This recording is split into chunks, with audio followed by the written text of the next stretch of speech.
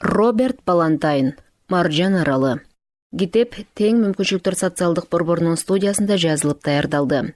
Окуган Умсына Үсөрова, Бишкек 2025. Маржан. Бир орундан жылбаган, ичеги көңдөйлүү, ичи көңдөй, бош деңиз жаныбары. Жаныбарлардын омурткасыздар түрүнө кирет. Ушул эле жандыктан маржан таштар алынып, шуру, сөйкө, шакек, билерик сыяктуу кооздук буюмдарына колдонулат. Маржан рифтери. Маржан рифтери тропикалык деңиздердин тайыз жерлеринде кездешет. Алар миллиондогон жылдар бою көбөйүп отуруп, калыңдыгы бир нече метрге чейин жетип калганда маржан рифтери пайда болот. Маржандар жумшак жана катуу болуп эки топко бөлүнөт. Жумшак маржандардын скелети болбогондуктан булар рифтерди түзө алышпайт. Маржан аралы. Бири-бирине уланып катмарланып жашай берген маржандар миллиондогон жылдардын ичинде чоңоюп отуруп, аралдарга айланат. Андан сырткары деңиздеги жанар тоолордун суу баскан бөлүгүн да маржан рифтери каптайт. Мындайда ал тоочолор чөгүп отуруп, таптакыр суу астына кирип, маржандар болсо үстү-үстүнө көбөйө берип, алкак сымал суу үстүнө чыгып калат. Ортосун суу басып, айланасы аралчага айланган мындай аралдар атолл деп аталат. Маржан аралдары айрыкча Тынч океанда кездешет. Маржан аска таштары. Маржандардын улам мурункусу өлүп, кийинкиси анын сыртынан капталып жашай бергендиктен, катмарланып отуруп, маржан аска таштары пайда болот. Биринчи бөлүм. Шамал улуп, бороон чапкын элдин үрөйүн учуруп, албууттанган толкундар атайынен бараткан кемени ары-бери чайпап аткан түнү, учу кыйырсыз Атлантика мухитинин зор кучагында жарык дүйнөгө келиптирмин. Атам да, чоң атам да деңиз капитаны болуптур. Бабам болсо атактуу деңиз офицери болгон экен. Ал эми анын атасы эмне менен алектенгенин эч ким так айткан жок. Бирок алтын апамдын айтканына караганда, ал киши деле гардемарин болгон окшойт. Гардемарин деңиз флотундагы офицерге чейинки наам. Бабамдын таятасы болсо падышалык аскер деңиз флотунун адмиралы болгон экен. Айтор ата тегимди сүрүштүрүп отуруп, аталарым да, тайларым да деңиздин кең ааламында ичиндеген кыйынчылыктарга туруштук берип, жортуп жүргөн кишилер экенин билип, бир эсе кубандым. Саякатчы, деңизчи болуу шыгы мага кан аркылуу аталарыман өткөн окшобойбу.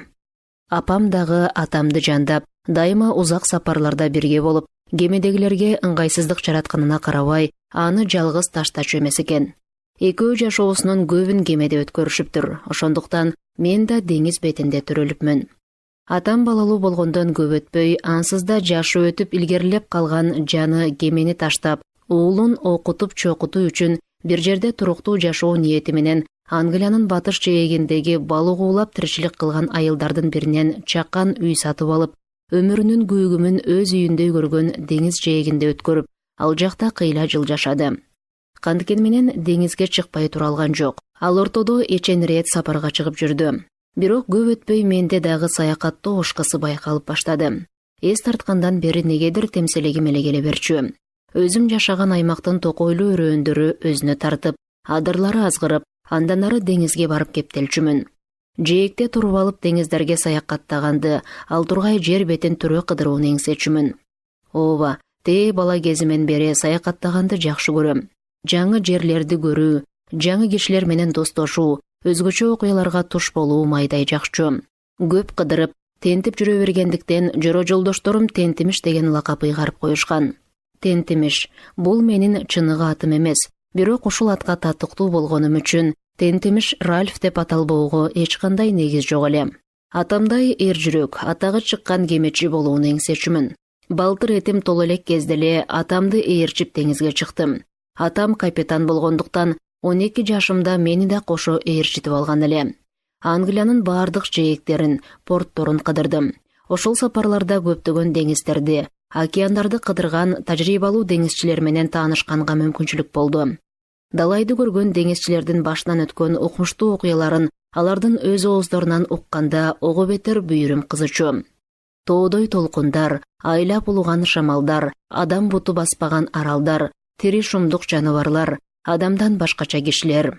Айрыкча түштүк деңиздери тууралуу айткандары көңүлүмдү бийлеп алды. Түштүк деңиздери Тынч океандын башкача аталышы. Алардын айтымына караганда түштүк деңиздеринде бир канча маржан аралдары бар экен. Ал жерде кыш болбогондуктан дайыма жылуу болуп турат эмиш. Кээде жаан жааса деле өткөн сымал төгүп, бат эле асман ачылып кетет экен. Ошол аралдарда жапайы кишилер жашаарында эшитип калдым. Буларды угуп алып абдан таасирлендим. Күнү түнү ал жактарга барууну кыялдандым. Же бир ордума тура алсамчы. Ошентип бул оюмду үйдөгүлөргө айтып көрдүм, бирок майнап чыккан жок. Ата-энем каршы чыкты. Чоң деңиздерге саякаттай турчу куракка келгенимди, дасыгып, атактуу деңизчи болуу кыялым бала кезимен бар экенин айтып, аларды жубатып кирдим. Суранып атып, акыры аларды да көндүрдүм. Экөө тең макулдугун беришти. Атамдын жакын досун ээрчип сапарга чыкмай болдум. Ал да белгилүү деңизчилердин бири эле. Жеби аттуу чоң соода кемеси менен түштүк деңиздерине карай жөнөмөй болдук. Акыры көптөн күткөн сапарга аттануу күнү да жетип келди. Кемеге түштүм. Тулку бою жыгаштан бүткөн кеменин ичи ызы-чуу, кишилер кыжылдайт. Капитан ар кемесине жумуштарды тапшырып, кем карштарды толуктатып, сапардын камын көрүп жатты. Жумушчулар ары чуркап, бери чуркап, капитандын айтканын айткандай бүтүрүп жүрүштү. Камданып бүткөн соң шамалды күтүп бир аз турдук. Леп эткен жел согоору менен капитандын ачкыла деген үнү жаңырып, парустарды керип, суу жиреп жөнөп бердик.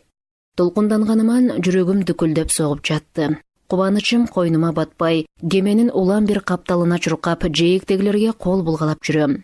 Акырындап жээктен алыстай бердик. Ошентип, кыялдарымды ишке ашырууга бел байлап, узак сапарга чыктым.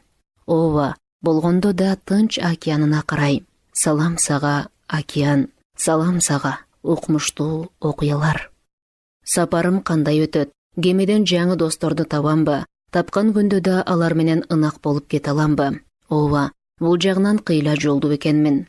Байкаштырсам кемеде мен курдуу дагы 2 бала бар экен. Алардын бири 18 жашар, узун бойлуу, чымыр денелүү, сыртынан карасаң айлакер, эптүүдөй көрүнгөн. Сүйлөшө келсең, оозунан сөзү төгүлгөн Джек Мартин аттуу бозулан. Биркинин аты болсо Питеркин Гай. Питеркин 14 жаштагы орто бойлуу, арык чырай чапчаң бала болчу. Акылдуу экени дароо эле байкалып турат. Сымбаттуулугу жана тамаша көйлөгү менен кишинин көңүлүн өзүнө буруп турчу. Аларды көрөөр замат дос болуп кетээриме көзүм жеткен. Чындыгында ошондой болду. Курагыбыз тең чамалаш болгон үчүнбү айтор, таанышкан соң тез эле камыр-жумур болуп кеттик. 3 жаш деңизчи келечекте дасыккан капитан болуу үмүтү менен океанды карай сапар тартып бараттык. Сүйлөшкөнүбүздүн баары эле деңиздер тууралуу сөздөр. Айрыкча Тынч океандагы маржан аралдары биздин айтып түгөткүс кыялыбызга айланды. Ичсек чогуу ичип, жесек чогуу жеп, бири-бирибизден такыр бөлүнгүс болдук. Ынтымактуу болсок, кыйынчылыктарга туруштук берүү кыйла жеңил болоорун үчөөбүз тең аңдаган элек. Албууттанган шамалдар, котурган толкундар кемебизди жалбырактай чайкаган учурлар болуп жатты. Бир туруп оң капталга, бир туруп сол капталга оогон кемеде үрөйүбүз учат. Бирок ошондой коркунучтуу кездерде да бири-бирибизди унутпай, колдоп, жубатып аттык. Ошентип Тынч океанды жиреп, тереңдеп жылып бараттык. Күн түндү кубалап, түн күндү зымыратып, убакыт суудай агып жатты. Биздин сапарыбыз деле кадимки сапарлардай эле. Кээде кызыктар менен коштолсо, кээде тым-тырс. Айрым учурда шамал гүүлдөп согуп, деңиз кодум каары ашып ташыган, көбүрүп жабырган ач арстанга окшоп кетет. Анан эле тынчтана калганда карасаң, кыйкыра берип шайы оогон немедей момурап, тунжурап калат. Андай тынч убактарда күн кадимкисиндей атып, кайра батып, көңүлдүү күндөр улана баштайт. Көз жеткен жердин баары деңиз, эчен күн алакандай топурак, алачыктай арал көрбөй жол жүрдүк. Астыбызда учу кыйырсыз деңиз, төбөбүздө көк асман. Шамал болбогон күндөрү баары сонун, баары жайдары. Алыска көз чаптырып, далай кызыктарга күбө болгонго мүмкүнчүлүк жаралчу. Күндөрдүн биринде кеменин кырына жөлөнүп алып, алыска көз жүгүртүп тургам. Бир маалда суунун үстү менен зуулдап, ары бери учуп аткан немелерди көрүп калдым. Мындай карасам, канаттууга да такыр окшобойт. Балык экен. Учкан балыктарды өмүрүмдө биринчи рет көрүшүм. Абдан таң калдым. Күтүүсүз жерден суудан чыга калат да, ак шардак өңдөнүп, абада бир канча метрге учуп барып, кайра сууга чулп этип кирип кетип атышты. Кээде желп эткен жел сокпой калса, кемебиз учу кыйырсыз кең деңиздин ортосунда калкыган бойдон туруп калчу. Жараткандан шамал тилегенден башка аргабыз жок болгондуктан бир канча күн бою ордубузда мелтиреп туруп калар элек. Анан көптөн күткөн шамал согуп, жылчыгы жок парустарыбыз жанданып, кеме кайрадан сүзүп баштачу. Андайда кубаныштан так секирип, Кудайга үнүбүз жетти деп кыйкырып жатып калчубуз. Ошентип отуруп бир күнү экватор алкагына жетип бардык. Бул климатта шамалдын качан болоору белгисиз болгондуктан капитан баш болуп шамалды күтчү болдук. Анан күндөрдүн бир күнү карайлаган түн бир окумда аламат башталды. Айланабыз алай дүлөй болуп, өмүрү көрбөгөн бороон чапкындар, үйдөй толкундар пайда болду. Кемебиз жөн эле лимондун кабыгындай ары бери ыргыйт. Толкун бирде ары бери чайпаса, бирде тиг өйдө көтөрүп барып, кайра ылдыйды карай таштап салып жатты.